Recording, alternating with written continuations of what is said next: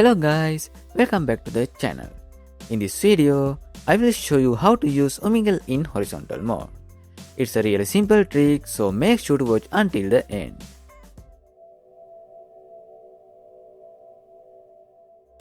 First, open your browser and search for Umingle. Then open the official website. Here's a quick tip before we start. You can use TikTok and Snapchat as interest tags to help you find more active girls on the platform. Now click on video and allow access to your camera and microphone.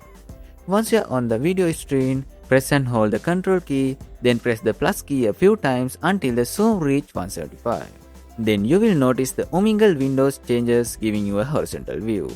If you want to switch back to the default view, just hold control key and press the minus key until the zoom returns to normal.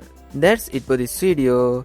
If this tutorial helped you, don't forget to leave a like, subscribe for more videos and turn on notifications so you don't miss future uploads. Thanks for watching and I will see you in the next one.